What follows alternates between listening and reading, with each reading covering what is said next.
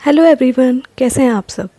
तो इस वीडियो में हम बात करेंगे एक ऐसी फंगस की जिसमें से ब्लड निकलता है। चलिए जानते हैं इसके बारे में।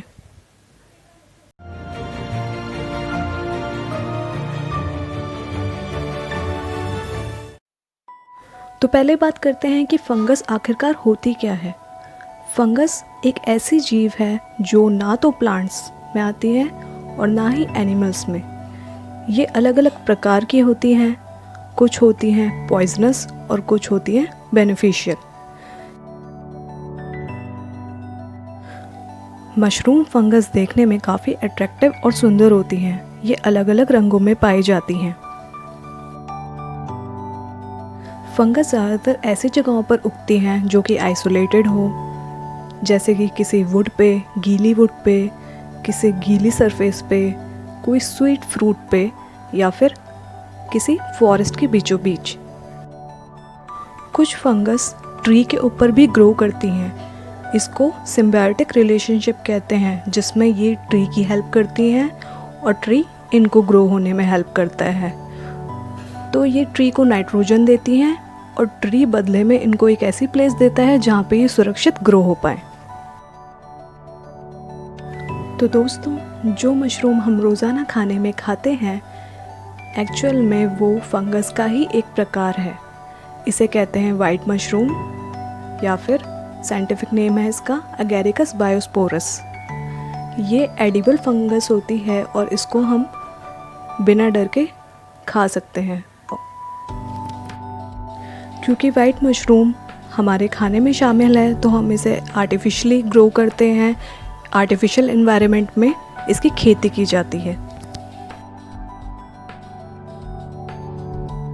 वहीं दूसरी तरफ हम यीस्ट का प्रयोग करते हैं ब्रेड या पिज़्ज़ा बनाने में।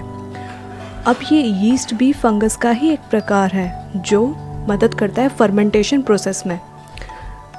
ये यीस्ट मदद करता है हमारी ब्रेड को फूलने में और फ्लफ़ी होने में। तो दोस्तों, हम सबका फेवरेट फूड जो कि है पिज़्ज़ा, अगर यीस्ट ना होती तो हमें पिज़्ज़ा भी नहीं मिलता, क्योंकि यीस्ट इसका मेन इंग्रेडिएंट है जो फर्मेंटेशन में हेल्प करती है।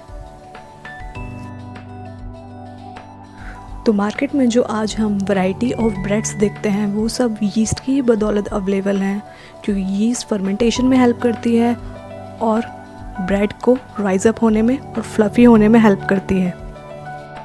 तो अब दिमाग में ये क्वेश्चन आता है कि वो क्या लगता है ब्रेड में जब हम उसको बहुत टाइम के लिए फ्रिज में छोड़ देते हैं। हाँ दोस्तों, वो फंगस ही होती है।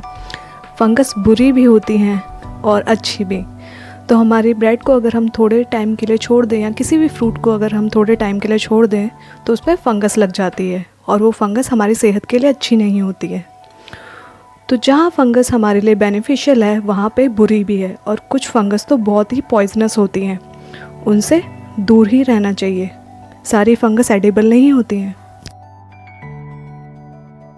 तो फाइनली हम अब बात करते हैं अपनी ब्लीडिंग फंगस की। इसको devil tooth fungus, strawberry and cream भी कहा जाता है, क्योंकि ये दिखती ही वैसी हैं। ये फंगस पॉइजनस तो नहीं होती पर एडिबल भी नहीं होती।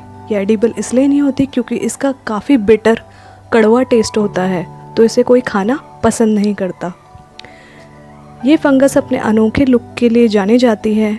ये north America, Europe, Iran, south Korea में पाई जाती है। तो मिस्ट्री ये है कि इनके ऊपर ये जो रेड ड्रॉप्स हैं ये आखिरकार हैं क्या। तो दोस्तों, जब सॉइल में एक्सेस पानी इकट्ठा हो जाता है तो फंगस उस पानी को एब्जॉर्ब कर लेती है, और जब उनकी बॉडी में एक्सेस पानी हो जाता है तो वो अपनी सरफेस पे थोड़ा वाटर रिलीज़ कर देती हैं। अब क्योंकि इनके पास एक रेड पिगमेंट है तो वो वाटर रेडिश दिखता है। इस प्रोसेस को साइंटिफिक लैंग्वेज में गटेशन कहते हैं। ये फंगस इतनी लुभावनी सिर्फ अपनी यंग एज में दिखती हैं, जब ये ग्रो हो रही होती हैं। जब ये फंगस ओल्ड हो जाती हैं तो ये काफ़ी डल दिखने लगती हैं और गटेशन का प्रोसेस भी फिर रुक जाता है।